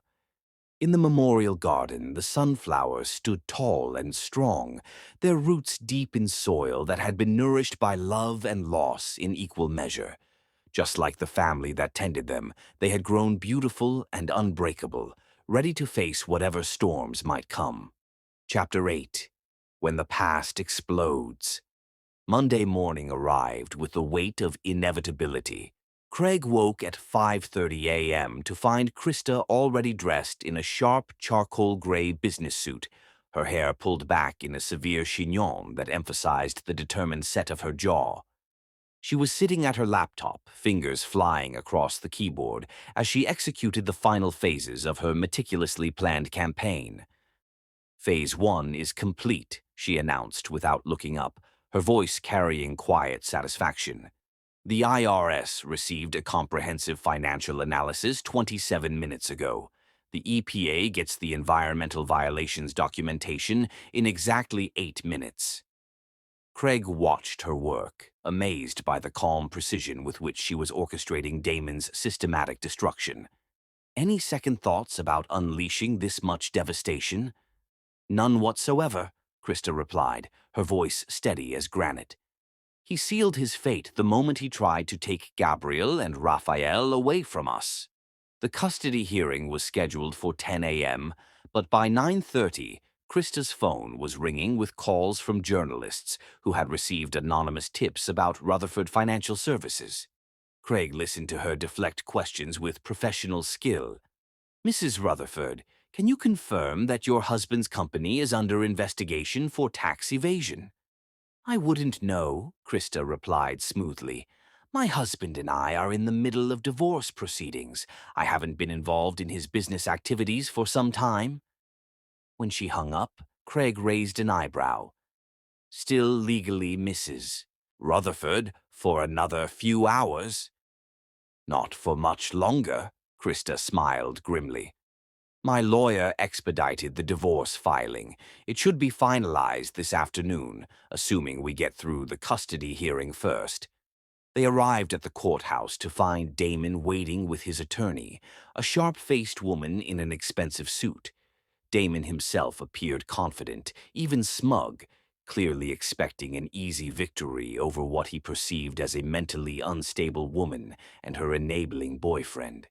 Krista, Damon approached them with false warmth. You look well. I hope you've had time to think about what's best for everyone involved. I have, Krista replied calmly. I've thought about it a great deal. Something in her tone made Damon's smile falter slightly, but before he could respond, his phone rang. Then his attorney's phone, then his phone again. Craig watched with grim satisfaction as both their expressions grew increasingly alarmed with each call.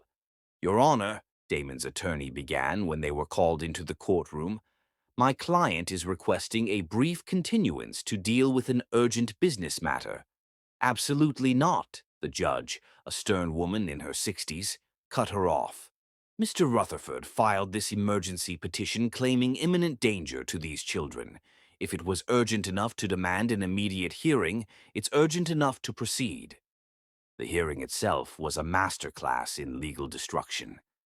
Damon's attorney tried to paint Krista as an unstable woman, projecting her grief onto Craig's children. But Krista's lawyer was ready with testimonials from the boys' pediatrician, their preschool teachers, and even Mrs. Patterson, all attesting to the positive changes in Gabriel and Raphael since Krista became part of their lives. Furthermore, Your Honor, Krista's attorney continued, Mr. Rutherford has no legal standing to petition for custody of children who are not his biological or adoptive children from a woman who is about to finalize divorce proceedings against him. This appears to be nothing more than a harassment tactic. As the hearing progressed, Damon's phone continued to buzz with increasing frequency. Craig could see sweat beading on his forehead as he tried to maintain composure while his empire crumbled in real time. The petition is dismissed, the judge declared after less than an hour. Mr. Rutherford, if you file any further frivolous claims regarding these children, I will hold you in contempt of court. Outside the courthouse, Damon finally exploded. What did you do? He grabbed Krista's arm as they walked down the steps. The FBI is at my office, the IRS has frozen my accounts, and I have reporters calling every 5 minutes asking about environmental violations. Let go of me, Krista said quietly, but her voice carried a warning that made Craig step closer. This is you, isn't it? Damon's grip tightened. You always were a vindictive bitch. You think you can destroy everything I've worked for. I think, Krista said, jerking her arm free, that you destroyed yourself the moment you decided illegal business practices were acceptable. I just provided the evidence to the appropriate authorities. You have no idea what you've done, Damon snarled. I have connections, resources. I can make your life... What life? Krista interrupted, her calm finally cracking to reveal the fury beneath. You already took my life when you let our daughter die because you couldn't be bothered to drive me to the hospital. You already destroyed everything when you walked away like she never mattered. What exactly do you think you can take from me now? Before Damon could respond, his phone rang again. This time, when he answered, his face went completely white. They what? He screamed into the phone. All of them. How is that possible? Craig watched with satisfaction as Damon's world continued to implode. Through the phone, they could hear his assistant explaining that his major clients had terminated contracts, business partners were calling emergency meetings, and media crews surrounded his office building. This isn't over, Damon said as he hung up, his voice shaking with rage. You think you've won, but I'll find a way to make you pay for this. Actually, Krista said, pulling out her own phone, it is over. I just received confirmation that our divorce is final. You have no legal connection to me or my family anymore. Your family? Damon laughed bitterly. You mean the widower and his damaged children that you're using to replace the baby you killed? The words hit like a physical blow, and Craig felt rage explode in his chest. But before he could move, Krista stepped forward, her voice deadly quiet. My daughter didn't die because of me. She died because of you. Because you were too selfish and cruel to take your wife to the hospital when she was begging for help. And now, everyone is going to know exactly what kind of man you really are. You crazy bitch! Damon started to lunge forward, but Craig was ready. In one swift motion, he grabbed Damon by the throat and slammed him against the courthouse wall. Touch her again, and I'll break every bone in your body, Craig said, his voice eerily calm despite the violence in his grip. Craig, Krista touched his arm gently. He's not worth it. Let him go. Reluctantly, Craig released Damon, who straightened his tie with shaking hands. This isn't over, Damon repeated, but his voice lacked conviction now. Yes, it is, Krista said with finality. Go home, Damon. Figure out how you're going to explain to federal investigators why you've been embezzling from your clients' pension funds. Try to come up with a story about why you've been bribing city officials for construction permits. Worry about whether you'll be able to afford a good defense attorney after the IRS seizes your assets. As Damon stumbled away, visibly shaken, Craig put his arm around Krista and pulled her close. Are you okay? I'm perfect, Krista said, and Craig could hear the relief in her voice. It's done. He can't hurt us anymore. They drove home in comfortable silence, both processing the magnitude of what had just happened. Craig's phone had been buzzing with calls from business associates who had heard about Damon's troubles and wanted to confirm that Jansen Construction had no ties to Rutherford Financial Services. Your business is going to benefit from this, Krista observed as Craig declined another call. Contractors are going to want to distance themselves from Damon, and you're the obvious alternative. They arrived home to find Gabriel and Raphael playing in the backyard with Mrs. Patterson, who had agreed to watch them during the hearing. The boys ran to them immediately, and Craig felt his heart swell as they both hugged Krista tightly. Did the mean man say we can't stay with you? Raphael asked, his small face worried. The judge said you get to stay with us forever, Krista assured him, kneeling down to his level. Nobody can ever take you away from your daddy and me. Good, Gabriel said decisively, because we love you. I love you too, baby, Krista replied, her voice thick with emotion. More than you'll ever know. That evening, as they sat down to dinner as a family, Craig's phone rang one final time. It was Damon's number, and against his better judgment, Craig answered. Craig. Damon's voice was broken, desperate. Please, I need to talk to Krista. My lawyers say if I can get her to recant some of the evidence. No, Craig said simply. Don't call here again. Please, you don't understand. They're talking about federal charges, prison time. I could lose everything. You should have thought of that before you tried to take our children away, Craig replied. And before you let your wife's baby die because you couldn't be bothered to help her. That was different. Craig hung up and turned off his phone. Across the table, Krista was helping Raphael cut his chicken, while Gabriel told them about the butterfly he'd seen in the garden. This was what mattered, this family, this love, this life they'd built together from the ashes of their separate tragedies. No more calls, Craig announced. From now on, it's just us. Just us, Krista agreed, and Craig could see the peace in her eyes. The war was over, and they had won more than just a victory. They had won their future. Outside, storm clouds were gathering again, but inside their home, surrounded by the warmth of family and the certainty of love, Craig felt only gratitude. They had faced the worst that life could throw at them and emerged stronger, more united, and more determined than ever to protect what they'd built together. The past had finally exploded into nothing, leaving only the beautiful present and the bright promise of tomorrow. Chapter 9. Blood and Redemption. 4 days had passed since Damon's empire collapsed, and Craig had begun to believe the nightmare was finally over. Krista's systematic destruction had been so thorough that federal agents had arrested him on 17 separate fraud charges. His assets were frozen by 3 different agencies, and his company was facing not just bankruptcy, but criminal racketeering charges. The man who had once seemed so threatening now appeared to be exactly what he was, a coward who crumbled when faced with consequences.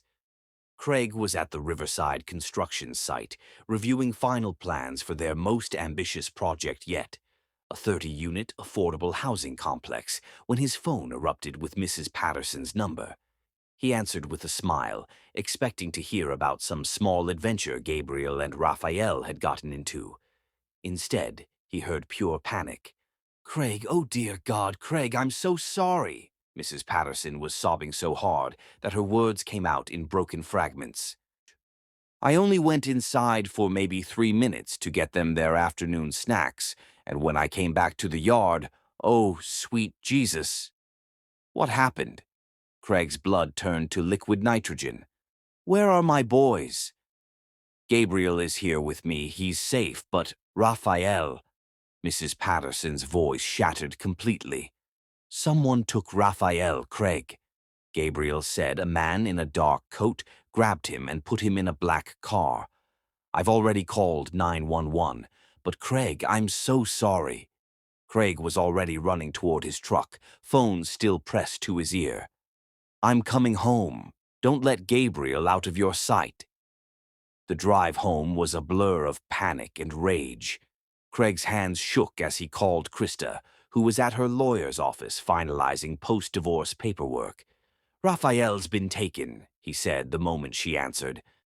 The silence that followed was deafening. When Krista finally spoke, her voice was deadly calm. "Damon."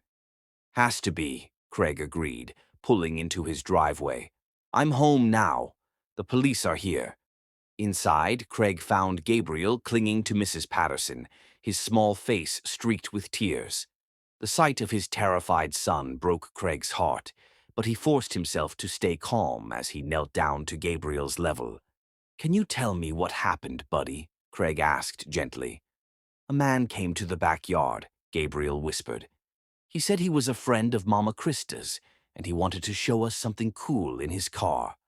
Raphael went to look, and then the man grabbed him and drove away really fast." "Did you see what the man looked like?"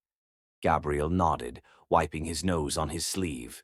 "He looked like the mean man who came to our house before, the one who made you and Mama Krista sad."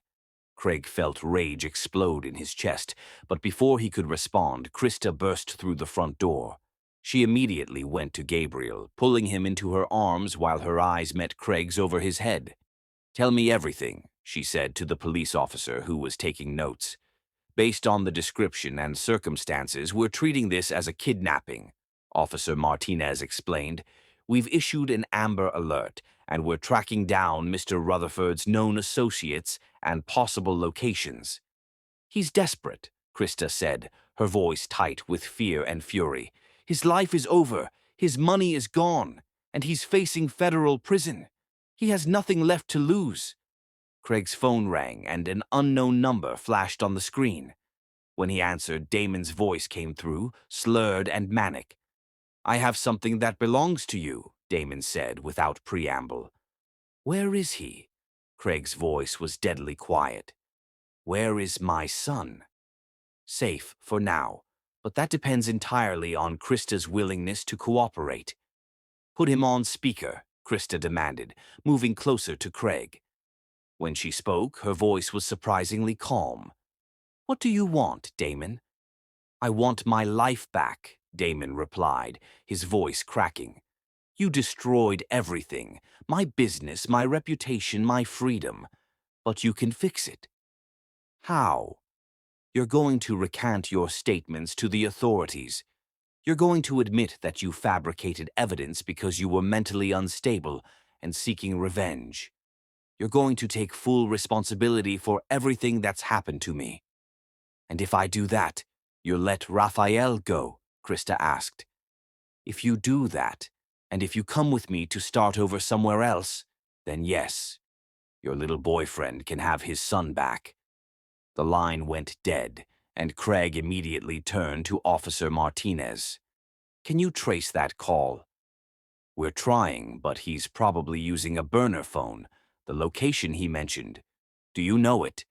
Craig nodded grimly. Warehouse 47 in the old industrial district, about 20 minutes from here. Used to be a textile factory, mostly empty now, lots of places to hide. We'll coordinate with SWAT and, Martinez began, but Krista was already moving toward the door. Where are you going? Craig caught her arm. To get Raphael back, Krista said simply. You're not going alone. It's obviously a trap. Of course it's a trap, Krista replied. But he has our son, Craig. What choice do we have? The next 20 minutes felt like hours as they coordinated with police and drove toward the warehouse district. Craig had insisted on coming with her despite the risk, and they'd worked out a plan with the tactical team to position themselves around the building before Krista went inside. I should be the one going in there, Craig said as they parked a block away from the warehouse. He wants you, not me. He wants me because he thinks I'm weak, Krista replied, checking the small recording device the police had given her. He still sees me as the broken woman he abandoned at the hospital, but that woman doesn't exist anymore. Krista, I love you, she interrupted, leaning over to kiss him fiercely. I love you and Gabriel and Raphael more than I thought it was possible to love anyone, and I'm going to get our boy back. Before Craig could stop her, she was out of the car and walking toward the warehouse.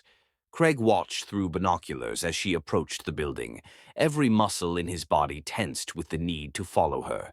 Inside the warehouse, Craig could hear voices but couldn't make out words. The police radio crackled with updates from the tactical team, but everything seemed to be taking too long. Then, suddenly, Craig heard Raphael's voice crying for his daddy, and his restraint shattered. I'm going in, he told Martinez, already moving toward the building. Mr. Jansen, you need to wait for... But Craig was already running.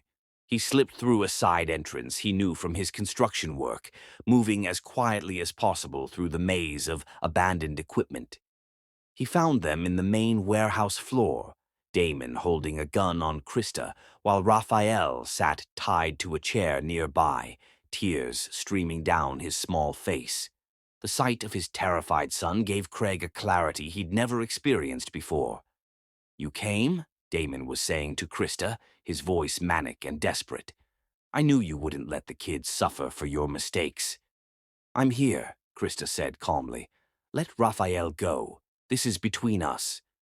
Oh, it's much more complicated than that now, Damon replied, waving the gun erratically. See, I've had time to think while my life fell apart, and I realized something.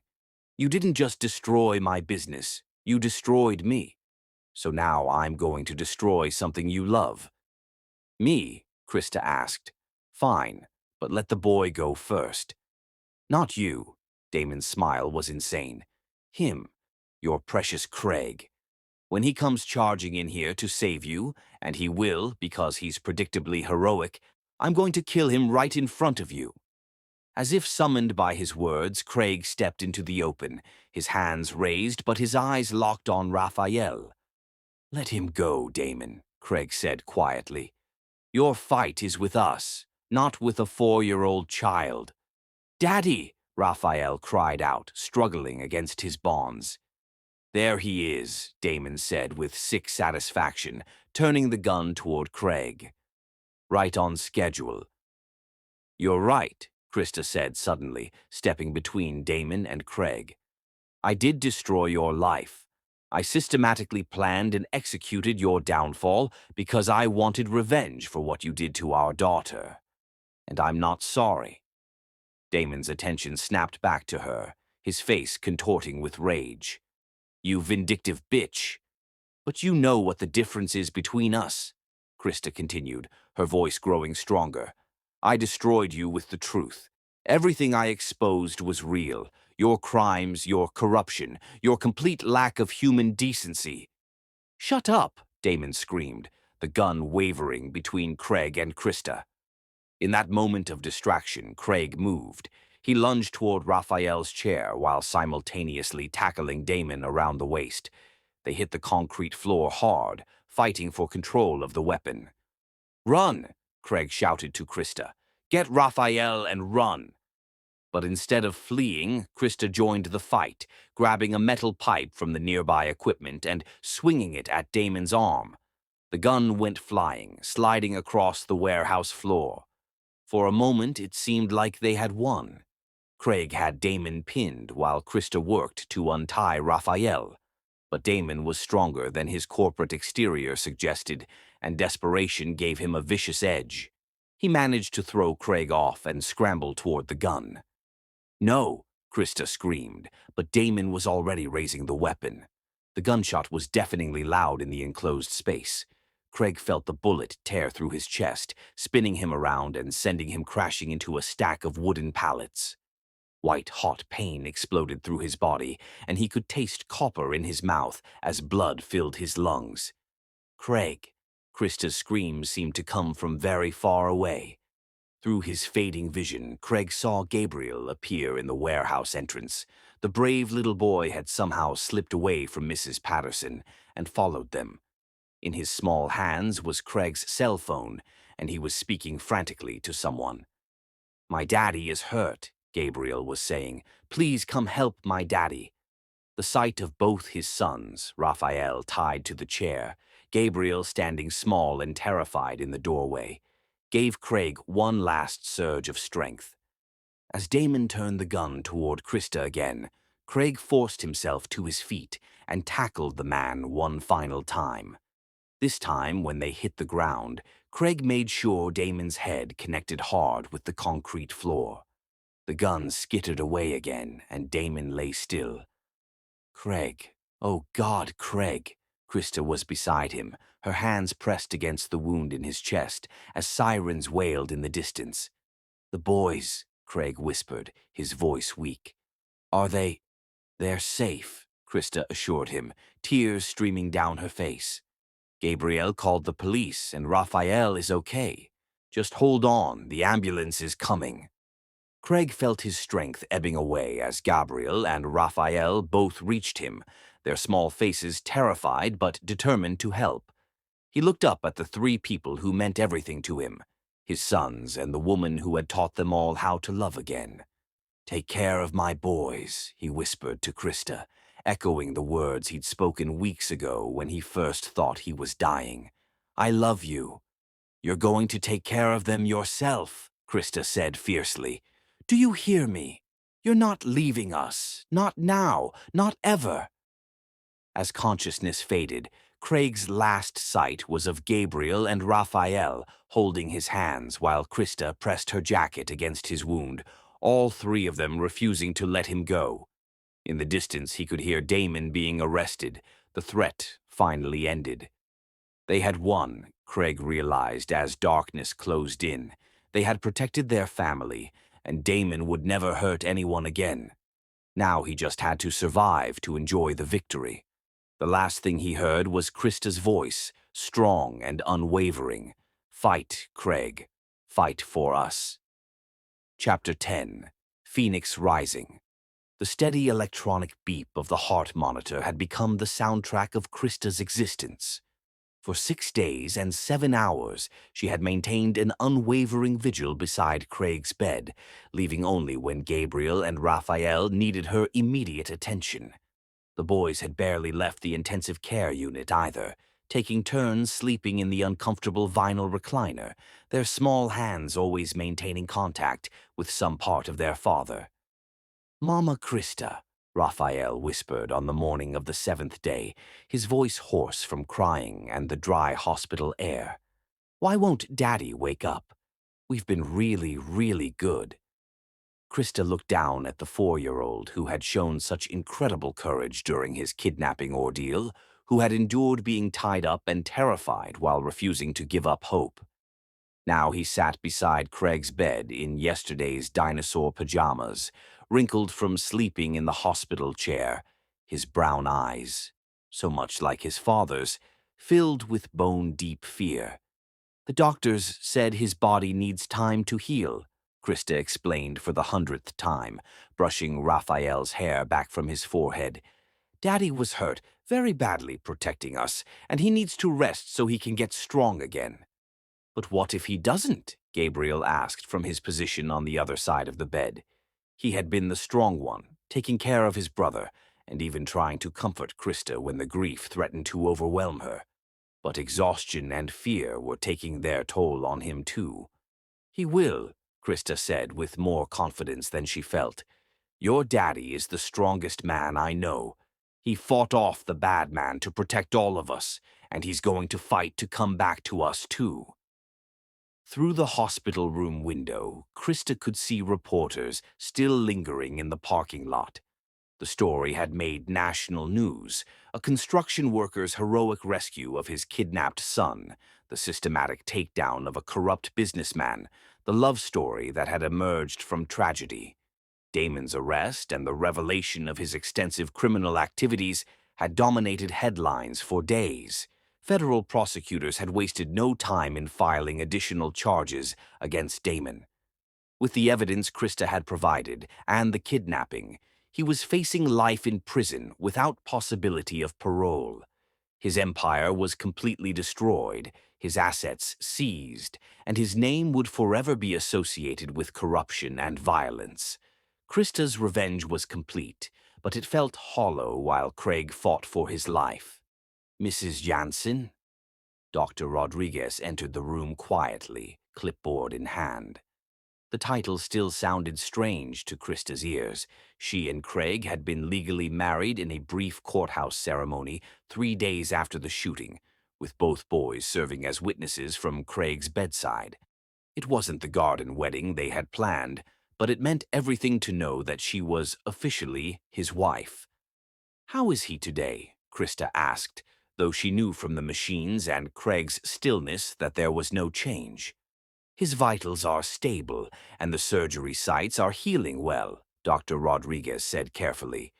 "But the longer he remains unconscious, the more concerned we become about potential complications." Gabrielle and Raphael looked between the adults with the sharp awareness that children develop when they're forced to understand things beyond their years. Krista saw Gabrielle's lower lip tremble and immediately moved to gather both boys close. "Can you give us a few minutes alone with him?" she asked the doctor. After Dr. Rodriguez left, Krista sat on the edge of Craig's bed, taking his hand in hers. The engagement ring he'd given her caught the afternoon light, and she remembered the night he'd proposed, how certain they'd both been that their future was bright and secure. "Gabrielle, Raphael, come here," she said softly. The boys climbed onto the bed on either side of their father, careful not to disturb the tubes and wires. "I want you both to talk to Daddy. Tell him about your day. Tell him about the drawings you made him. Tell him anything you want." "But he can't hear us," Raphael protested. "I think he can," Krista said. "I think somewhere inside he's listening to everything we say. And I think he's fighting to come back to us because he knows how much we need him." Gabriel leaned close to Craig's ear. "Daddy, I helped Mama Krista make you pancakes this morning. The ones with chocolate chips that you like. She saved them in the refrigerator for when you wake up." His voice grew stronger as he continued. "And Raphael drew you a picture of our whole family with the sunflowers from Mama Elena's garden. And Mama Krista cries when she thinks we're not looking, but I think she's just scared like we are." Raphael added his own whispered words about the caterpillar they'd found that had turned into a butterfly, about how Mrs. Patterson had taught them to make cookies, about how much they missed their bedtime stories. Finally, Krista leaned down and spoke directly into Craig's ear, her voice thick with emotion. "I need you to come back to us, my love. I need you to wake up and see how brave your sons were, how they never gave up hope even when everything was scary. I need you to help me raise these beautiful boys and show them that love really does conquer everything." Her voice broke as she continued. "I can't do this without you, Craig. We're a family, and families stay together." She was crying freely now, her tears falling onto Craig's still face. "I love you so much it hurts. I love the way you make coffee in the morning and how you sing off-key in the shower. I love how you listen to every word the boys say like it's the most important thing in the world. I love your strength and your gentleness and the way you make me feel like I'm home wherever you are." Gabrielle and Raphael were crying too, their small bodies shaking with the weight of their fear and love. They all lay there together on the narrow hospital bed, a family holding vigil, refusing to surrender the man who had saved them all in different ways. The late afternoon sun streamed through the hospital room window, casting everything in golden light that made the moment feel almost sacred. That's when Craig's fingers moved. At first, Krista thought exhaustion was making her hallucinate. But then his hand turned in hers, his fingers interlacing with hers with unmistakable intention, the gesture so familiar and beloved that she gasped aloud. "Craig," she whispered, her heart hammering against her ribs like a caged bird. Slowly, gradually, his eyes opened, unfocused at first, blinking against the afternoon light, but then finding her face with laser precision. When he tried to speak, only a rough whisper emerged, but Krista heard it clearly, heard the words that meant everything. "My family. My beautiful family."